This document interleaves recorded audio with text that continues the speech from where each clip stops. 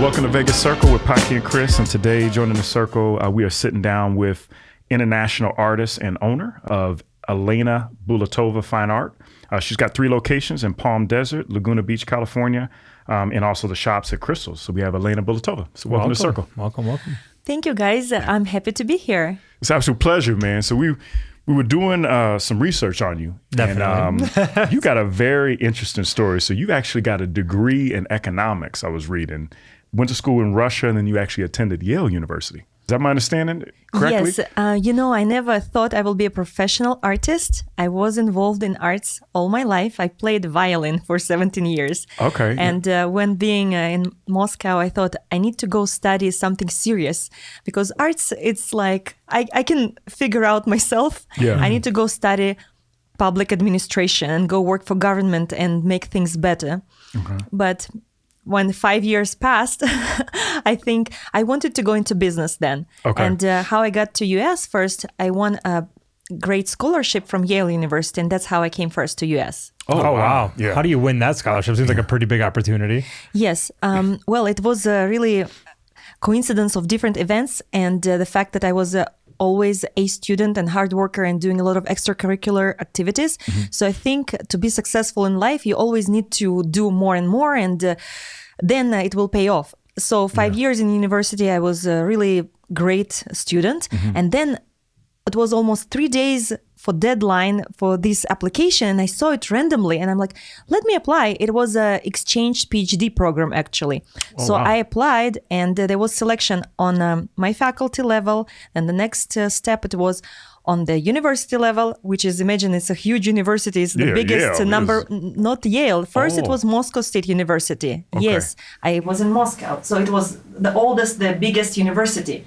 So they chose me on that level. It was 3 students that they chose and sent applications to Yale. And Yale then selected 1 person. And I was the only person from Russia going that year. And it was a fun program, international program. There would be 1 person from France, China, Mexico, Germany, Great Britain, and then 1 person from Yale will go to corresponding university. So it was an amazing year. Yeah, that's how I intense. came for the first time to US. That's and awesome, yeah. I loved it, and I thought I would love to come and live here.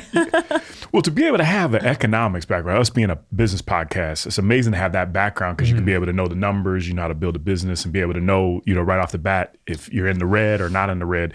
How did you get into art? Were you always having like the art background and always drew and things like that, or? Everybody being a kid does something artistic, right? So no, I did not do anything like that professionally. Okay. I met my future husband, Efi, in Miami. And he actually was in art business. He would just buy and sell paintings during 2000s in California. And we decided to go from Miami to California back. And I told him, let's let you get back to this business. So he started to, again, distribute paintings. And I thought, we have so many canvases in the garage. Let me just paint something for fun. So my American dream started really from garage. I took crazy. canvas. I bought on Craigslist some paints, not even in the store. And I just started with large canvas. And Efi put several of my canvases that I made mixed with his stuff, and it sold like 2 or 3 paintings. And I'm like, let me do another one. And it actually started to sell better than what he had. Oh, wow. So it was 2011.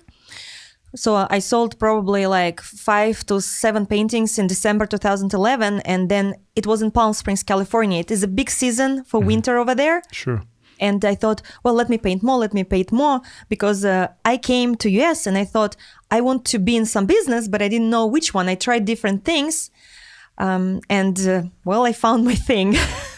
It's amazing that it can be a passion project. Like Chris and I talk about all the time. It's like all the business owners we have on, they'll build these passion projects that turn into businesses because they really enjoy it and not doing it to make money. But obviously you started making money right off the bat. Well, it was both because I needed to make money, right? Yeah, but sure. also I loved and enjoyed to do that. And I enjoy that people find something that they really cherish and it's in their home.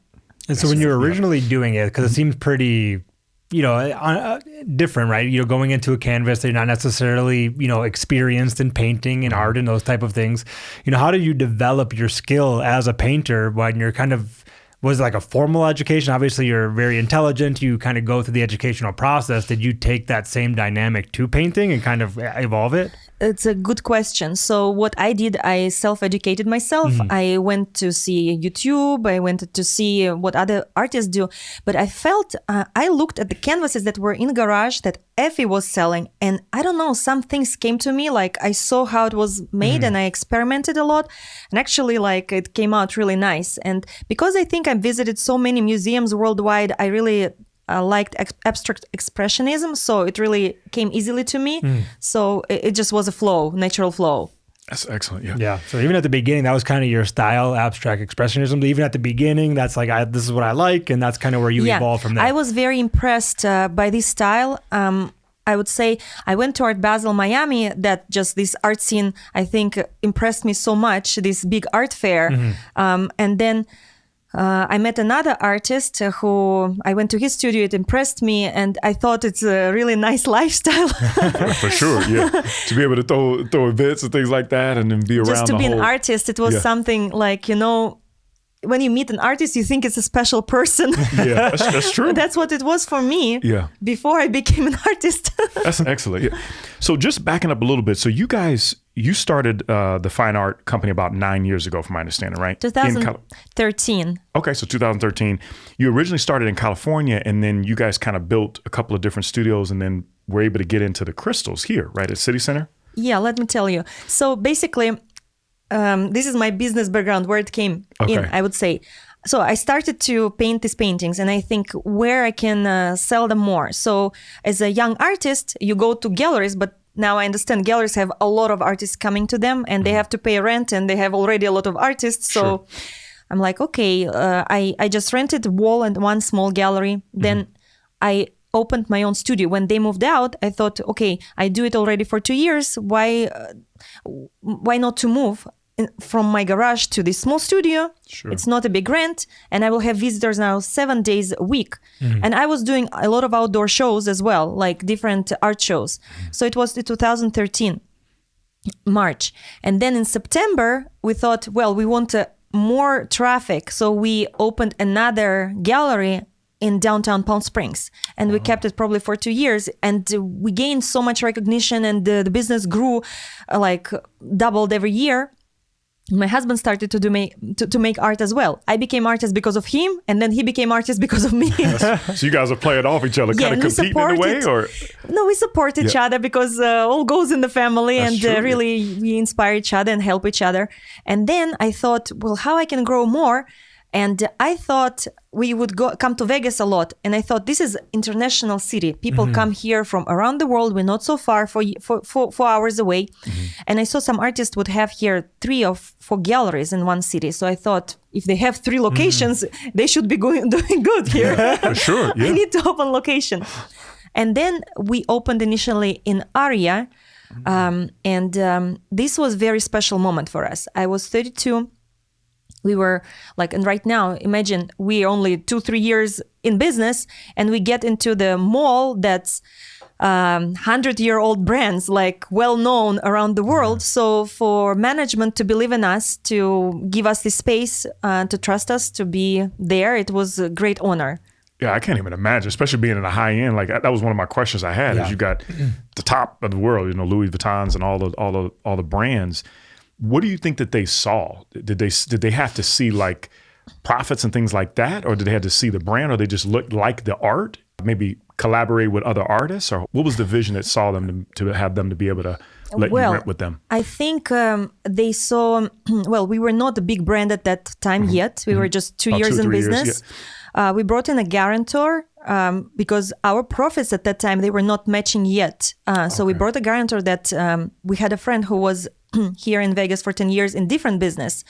But in a year, we bought him out. So I think they just liked the concept. Initially, where we were, it was 4 artists. There was Chihuli, who is the most famous glass artist in the world. He's in 250 museums, and he's 70 years old.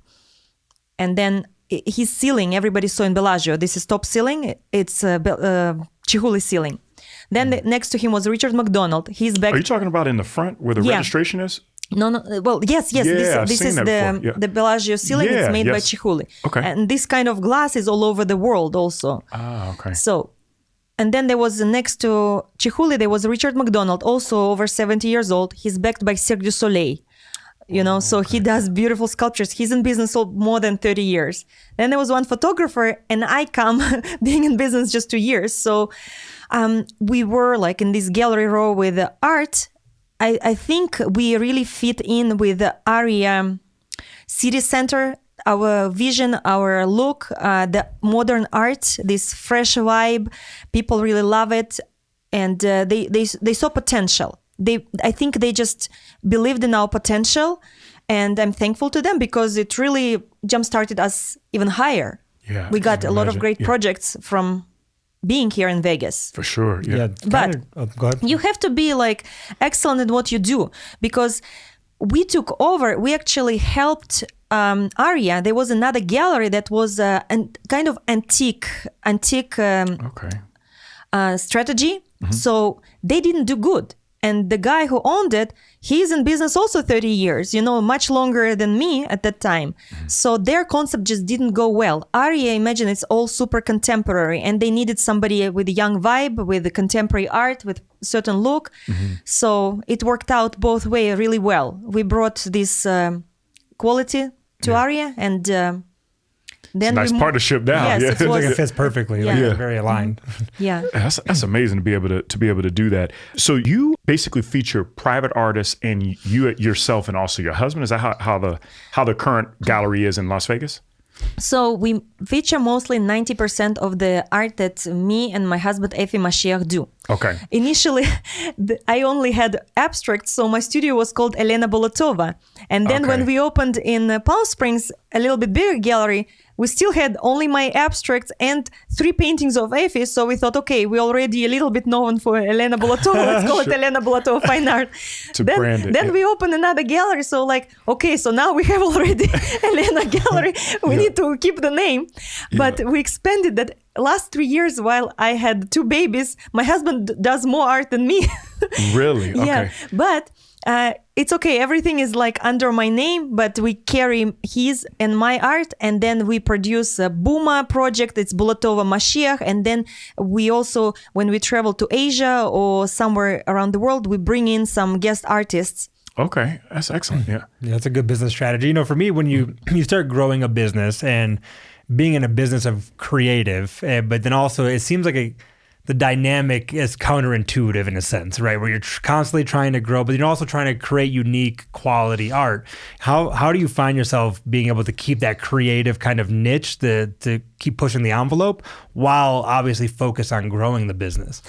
It's a really a great question, and it's you have to be in a balance, because I feel like I have 2 jobs. Because one, as you said, you have to be creative and come up with the really nice paintings, and then I found myself running retail operation a lot. Especially. I was fortunate to build my own platform, because initially I understand now how many artists come to me, and I cannot showcase everybody. Even like I like somebody, I don't have space for everybody. Yes. Yeah. It's so running retail operation, I felt came to take almost 80% of my time. So now actually we survived COVID pretty well. So now we still reinventing ourselves, and we're going more digital. So I think we're gonna just grow more digital, and I want to be more in creative side and create more art, and I want more time to that.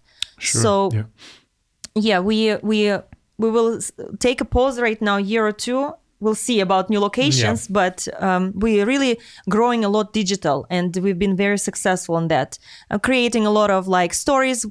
I cannot be right now myself in the gallery all the time, like I was in one location. So what we did, and I want to share our stories. So we do it on social media, we do it on videos. So this way, actually, you can reach more people, and I can have people see it from Dubai, from New York, from Miami, from Shanghai, not having physical location there.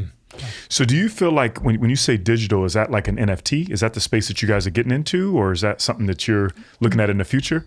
Well, we are getting into NFT too, Okay. but what I meant, it's like digital platforms, Okay, got it. e-commerce, I would say. Okay, got it. Okay. So we're developing e-commerce a lot right now. Sure. And that just helps a lot, especially like you were saying in a market like Vegas, you get so many international folks here, that would just make complete sense to be able to have those different markets. So, Yes, people come visit you. They're very impressed with the physical gallery, but then you want to stay in touch with people. You want to share and inspire them, because why people come to art gallery, I feel like they want something different. They want to be inspired to see something beautiful, to get away from like routine life. Sure. Yeah. I had a question that I've been thinking about for a while, just in general, just from going into art galleries.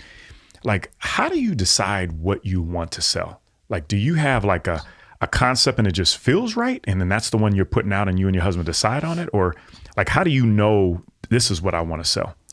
So while being already a long time in the business, you already feel like what is going to be popular. On one hand, you come with a creative concept.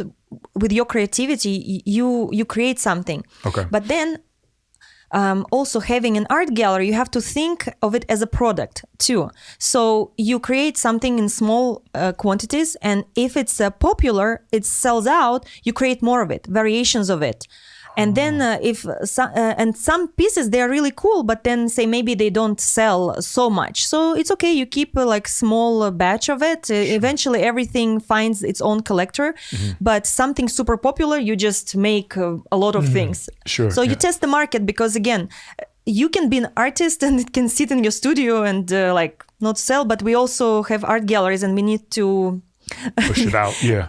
get it to collectors. Sure. Yeah, because to me, it seems like, the modern day artist needs to be sophisticated in all aspects of business, because it's not as simple as putting out a passion project and hoping somebody finds it. You have to essentially create a commodity to make a business successful. It depends on your strategy, and you're completely right. I was, after I, by experience, when I was learning all these things, how to be more successful, I looked at the most successful artists like Picasso, Damien Hirst, or Warhol, and I understood they were actually great marketers. Yeah, And Warhol maybe was one of they the were best. not even such a word marketing back then, but why they are so successful and well known, because they did something at that time to create a lot of art and get it out for people to see. Yeah, and it's kind of hard because I know Warhol, as you bring him up, he got a lot of slack for that, for these, reoccurring themes of doing the same thing and kind of pushing out a lot of product. But essentially, like you said, that's what helped him build his brand. That's why he's one of the most recognized artists. Is that like a hard thing to battle internally, like to know that you have to do that to be considered a successful artist nowadays? Don't think about it much, but I never was a salesperson. So like 10 years ago when I was working with my husband, he's Israeli, and they are naturally like very like presenting, and they are good salespeople. So for me, it was hard first to be able to get over that. Like to kind of present my art. I was very shy in that. So, but I just understand.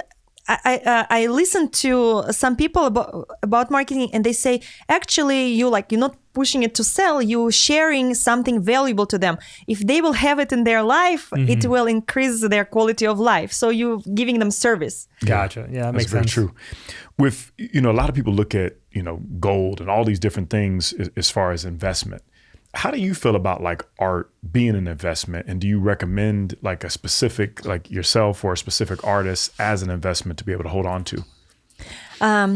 Yeah, I can comment on that. I worked in bank actually 2 years before coming to US. My mom is in banking all her life. So of course, art, it is like a non-traditional investment, and it is in many portfolios of people, like 1-2%, and it's a great thing. So imagine you bought Warhol when he was like just doing art, like how much it would appreciate. So I always look at some promising artists that are right now, they're doing something, and you look at their potential, where they want to be. And I think it could be a great investment, but also you need to look that you really like it, Yeah. So for me, I know that in 20 years, I'm planning to grow. I remember when I just started, I was 1 year or 2 years into it, and I would go to outdoor show, and the artists still go there. They're like in their 50s. I was in my late 20s. And they still go 10 years later to the same shows. They sell the art at the same price. And for me, I think I was adding much more value. I got into more like shows. I built my own galleries. I got into much more collections. So it builds value of the art. And people who bought 10 years ago, their pricing changed a lot. So I hope for my collectors that in 20 years, it will be even better situation. No, that's what I always hear. This is my strategy. Yeah, that's excellent to be able to see that. So how do you enjoy like being in different markets, like let's say California, for example, how do you like being and building a business in a metropolitan city like Las Vegas, like we were talking about earlier? It's definitely two different scenes, but a lot of people travel. We get so many people from California here in Nevada. It's like a small Vegas or a small California now. Yeah. But I lived in big city in Moscow, and like Las Vegas, it's a big city on one hand. On the other hand, it's it's not like New York. It's like locals. A lot of them know each other. Yeah. So it's just amazing city. I never imagined that I will live in Vegas. I will have a gallery on the strip. It's like I grew up just seeing Las Vegas in the movies. Yeah. And now you're there. And I'm here right now. It's just unbelievable. Yeah. In one of the prime real estate locations on the strip. So yes. That's awesome. That's awesome being able to do that. How does your husband feel about the brand, like having your name on it? I was just curious as a sidetrack for a second. Does he like that, having the name and having the three different studios that way? He likes it. He just, I'm so fortunate with him, how he's supportive of me as a woman, businesswoman, because being in Russia, I felt it was much harder to do business generally than as a woman. Okay. Being here, I just saw so much support from him and just generally from community. And being a young woman, it's like that they take you seriously, and all our clients, many of them like twice older than me, and they take you seriously. And it was amazing that you are able, if you're knowledgeable and you're really hardworking, you're able to achieve a lot in this country. And I'm very grateful to be in the US because you can still live your American dream here. Yeah, definitely. That's like you got a great husband, man, to be able to have that support and be able to build business together. It's we do extremely it hard. together. We actually are responsible for two different parts of our business. I thought like I'm the brain, he's the motor. We would not be able to grow this business so far without each other because I'm always about strategy. I'm like that's your in economics the clouds. mind. Yeah, yes. Yeah. But he's going and grinding it every day. That's good. Yeah. But like he's a hard worker. But say without my big vision, we would not come here. But for me, if he was not keeping and pushing it every day, especially in the beginning, I would be still in my dreams. So you got to make it work. Yeah, you got to make it work. It was amazing partnership and With us being a business podcast, I was very curious, like how the business side of selling art works. So, like for example, do you collaborate with them where they have to pay a fee to hang their painting, and then once it sells, how it works, or is it just multiple different avenues of how the sell There are process different works? models, really. Okay. So, classical gallery, how it worked, it was. Say there is a gallery owner, they don't create art, and they would find artists and showcase them, and they split probably 50-50. Okay. But for us model, this model didn't really work much. Art gallery not necessarily is a business where you're going to become a multimillionaire, okay? It's actually not easy business because art is not, it's a luxury. It's not a necessity. So even taking this 50% for the gallery, artists, they do good. Say gallery takes 50%, and then there's a lot of expenses for the rent, for the employees. So you don't stay with much. So why we were so successful is because we were producing our art and then having your own personal art and collection. So that makes sense, our costs were much low. Imagine we didn't have to give away like 50%. So it was much more forgiving if we would make mistakes, and everybody does mistakes. So you kind of like stay afloat and you keep growing. We were able to self-fund ourselves, and your production is low, then you have more funds to like market yourself and grow. For me, that's the one kind of thing for being an artist is the scalability, right? It's like there is a production limit that you can essentially output, and it's like, I'll comment on that too. So we are still very productive. Efi does almost like 10 lines of different type of art. I started with abstracts. Then because we had these walls to fill in, and I thought I wanted to grow as an artist. I thought, why don't I create a sculpture, a small sculpture? And then I realized with art world, you don't have to create everything by yourself with your hands. I still do all the abstracts by myself, but with sculpture, you need to come up with a concept and then you have people do it for you. And then I ventured into large scale sculpture. This is you really need assistance to No, you have some weld big it. pieces. Yeah, I saw your Yes. pieces. Yeah. So then it is another part of your business, the production. You have to produce a lot of variety of art because our collectors, what is our great advantage with our gallery? We don't offer just one product. We offer variety that is actually complementary to each other. We can decorate the whole project, the whole house or big building, and it will be variety of style, almost like different people did it, but it looks amazing together. Sure. Yeah. How does like the marketing process work? Because you feel like if you're marketing the piece, you're doing social media, you're running ads or whatever it is. But to be at a place like the Crystals, having to be able to do that, how do you guys market you guys being there and then your art, being in that facility? Or fine art gallery? Well, I did a lot of business training every year. Like you learn more and more and more. So being in Shops at Crystals, it's beneficial. It's like your face, but you don't do just this. Really, you have to build multiple streams of revenue. So we work with interior designers. We work with builders. For example, here the VU project at McDonald Highlands, we decorated the whole thing, and then we get some customers who buy homes and we help them. You need to look who is your ideal customer and get in front of them.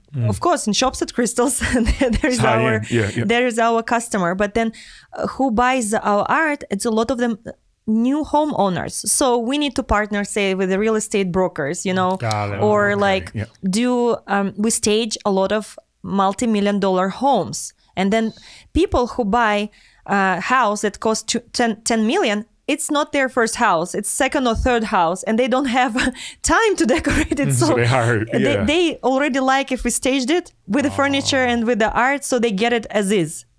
So you need to look at multiple streams of revenues. One retail location is not enough. You need to go out. Social media is another strategy, or like I have a lot of art in Hollywood shows. This is another thing, We build a lot of things. Sure. That makes a lot of sense to me, to be able to have those connections and collab with brokers like you were saying, or interior designers. That makes a lot of sense. And it is great advice for any business. You just cannot rely on one stream, because we were seeing COVID happened, stores closed. So that's it. You're stuck.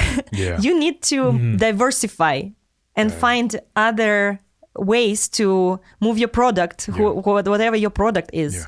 I love you and your husband's mindset just on how everything works. And I've got kind of like a two-part question for you is, what advice would you give somebody that maybe has a challenge of getting their art out on the market? And the second part of that is, somebody that wants to get in their own business and maybe they might be scared to do that. What would you tell them kind of that two-part?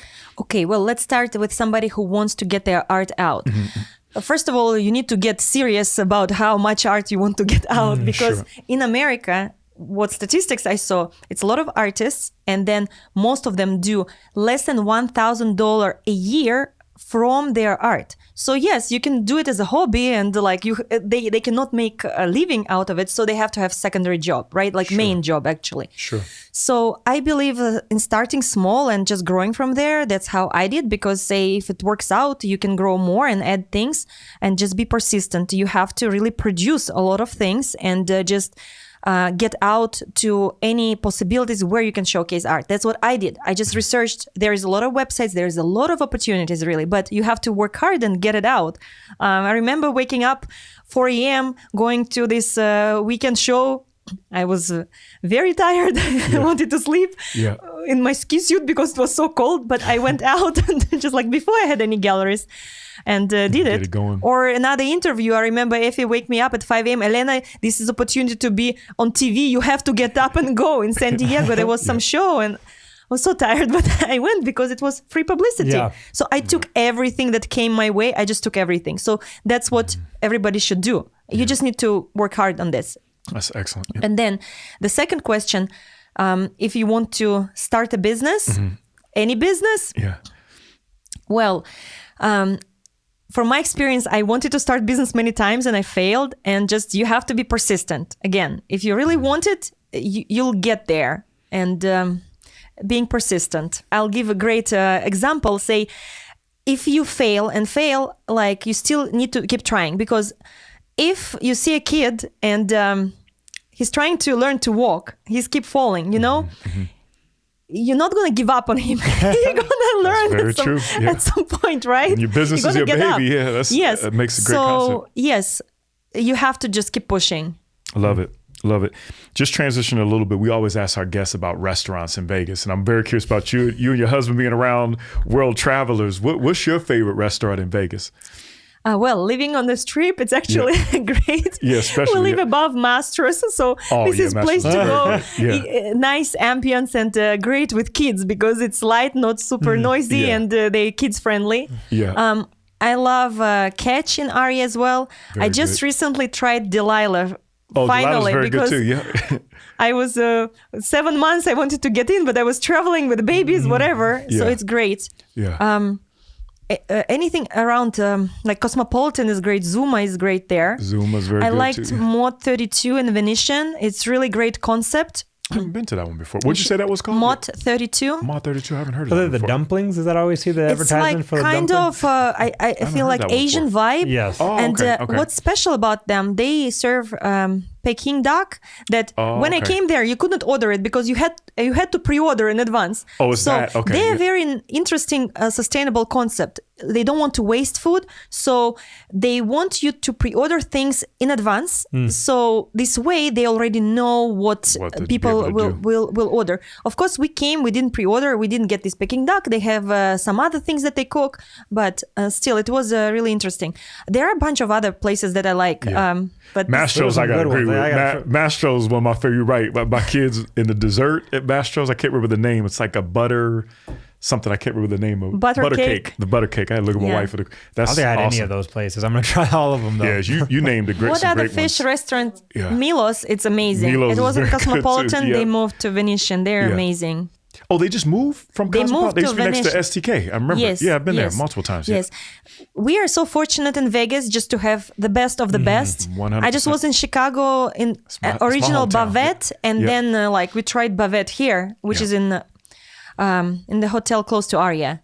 I love all the ones you've said has been excellent, except for the one I haven't heard in Venetian. I'm going to have to check that out, the Mott one. So excellent. What else are you concentrated for this year and coming up next year?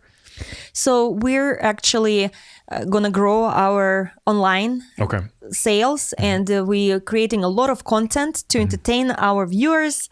And we're going for 5 months to Miami. So I get a lot of offers to open a gallery there. We have a lot of collectors there.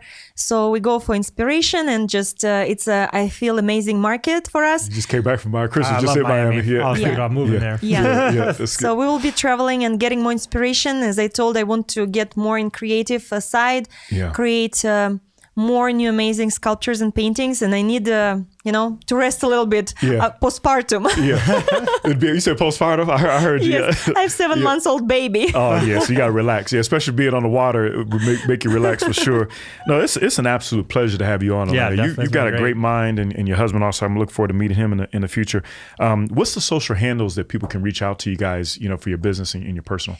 Yes, our social media handle, Elena Bulatova Fine Art, and my personal, Elena Bulatova _ Yeah, she's got a great file. That's how we found you guys, from my wife, and you got some great art on there and some great videos and the whole nine. So you guys are doing a great job, and we're absolute pleasure to have you on. So definitely. Thank you, guys. It was fun conversation, and thank you for your questions and ability to share our story. Yeah, we appreciate you. Appreciate it. Definitely check us out at thevegascircle.com and subscribe with us. So appreciate you, Elena. Thank you. Thank you. That was awesome. That was great.